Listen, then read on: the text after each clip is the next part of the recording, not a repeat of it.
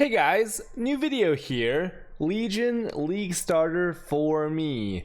Now Legion, all the gems released, all the important stuff released, patch notes, all that good stuff. There's a lot of other videos out there. I want to talk about what I'm doing and why I'm doing it. I'm going to be running an occultist. I'm going to be running an occultist Bane character, okay? And I know that sounds really crazy because the occultist did get nerfed.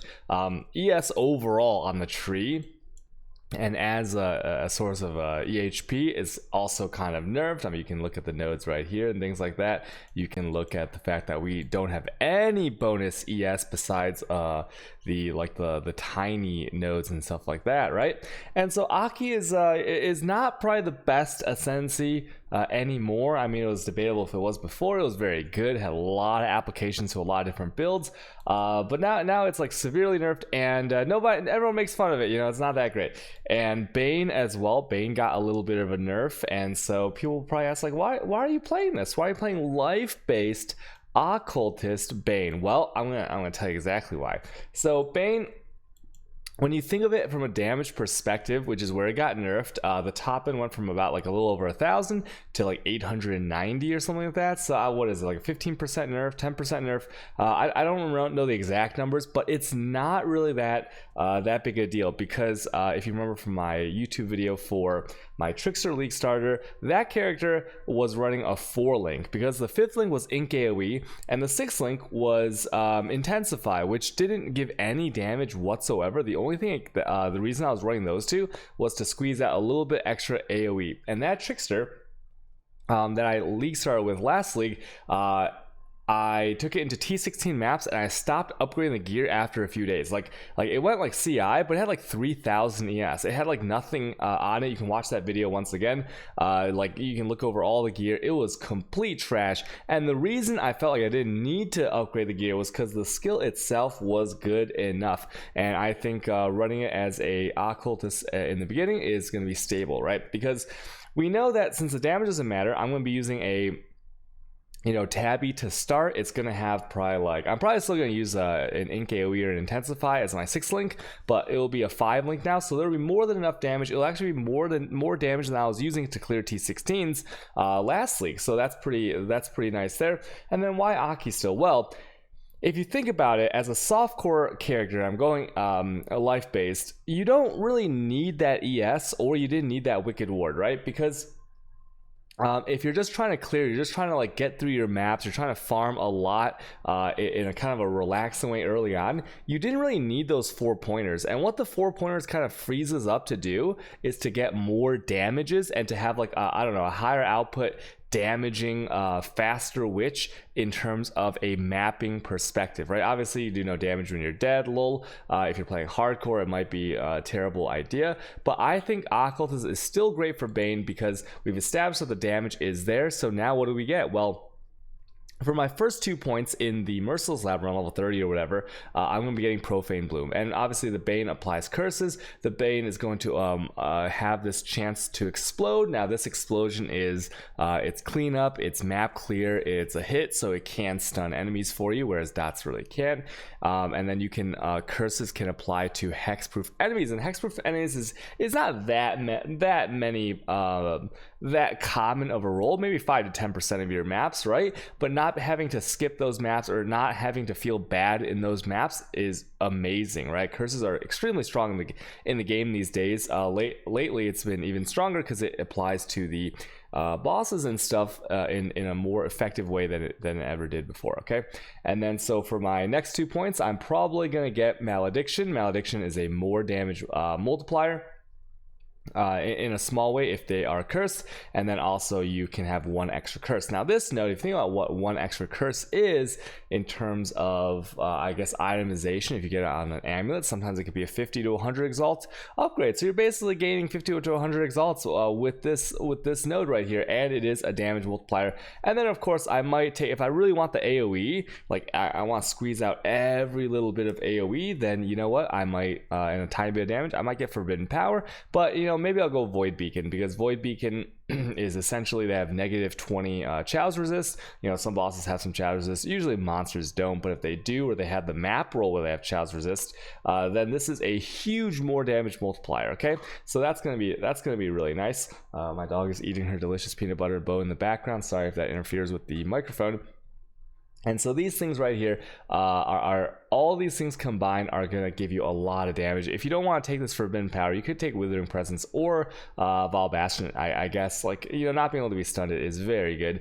And then you know, regenerating a little bit of ES anyways, you know, why not? I will eventually switch over here when I convert this guy to low life, but I'm going to start with life based, and let's talk about like the life based gear. So if you think about the Bane, the AoE can get pretty ridiculous. Now this is a level 78 tree, given that you take the 2 passive skill points, right? Very low level. You'll definitely hit this within the first day, maybe the second day, right? Even if you're kind of slow. Like, I'm really slow at leveling, right? It takes me a while to get ramped up. But as you can see from the 78 tree, I have a lot of radius, and I'm going to be using hopefully cheap items like, you know, maybe a Zeal's amplifier, maybe things that give me AoE like a Carcass Jack, right? Carcass Jack is pretty easily farmable yourself, and then also if you just get it for, you're only really getting it for that 50% increased AoE in terms of the radius.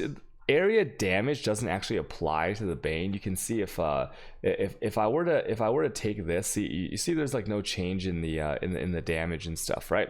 So very important to note that Bane is like, it's tagged as area, but it doesn't do area damage, right? I don't even have any jewel slots here. Like, I have 3 jewel sockets on the tree right here. Well, I guess I have, wait, I have 1, 2, 3, 4, and I don't have my multi jewels. I don't have my you know, flat damage jewels, things like that, right? So that's kind of important to note as well. Okay, so after I've gotten all this stuff, right, I'm probably going to rush Hexmaster because that's a really nice node. So I'll probably go directly from the Witch up into the spell area, cross, and then I might go straight for Hexmaster and then go down into the shadow area, and then this, or and then after that I'll kind of go up here and then right here, right?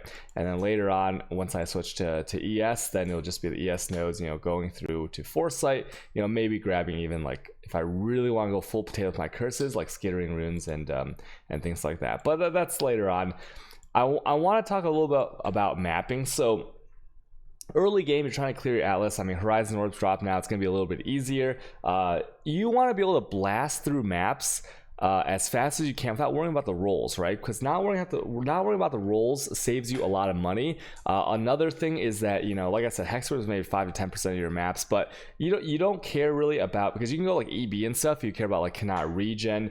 There's so many map rolls that just actually, like, every map roll does not matter to you. You can't be reflected. You can do the cannot regen, and all these rolls just don't matter, right? 90% avoidance, you know, sometimes some builds suffer from that, but this build can do everything. And so you pick up a map, you ouch and go, like true ouch and go. You don't even look at the mods most of the time.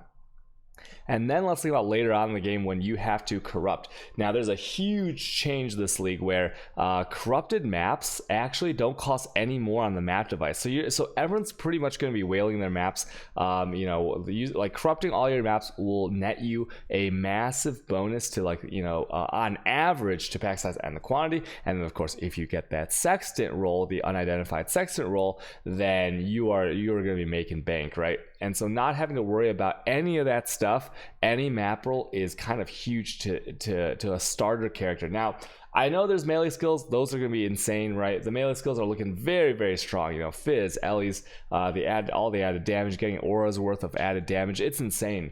But for the League Star, I know that I'm going to be playing the whole league. Like, for me, I stream the game. I love the game. I'm going to be playing this league for the full 3 months. So I have all the time in the world. So for me, what I can do is I can take a very stable build, right? A very stable software build that I think Bane still is. And then I can kind of let everyone else test out and see what the terrible skills are and what the good skills are, right? Because I remember some League Star where I played things like Lancing Steel, and a couple other people played Lancing Steel as well, and it just didn't turn out exactly as we had hoped, and I want to avoid that situation. And so doing something stable now, and then figuring out what the OP, what the crazy stuff is later, and then being able to play those things with the currency that you have farmed, with the massive amount of juice that you can apply to your maps later on, will make those OP builds even stronger and even more fun to play for me in the future.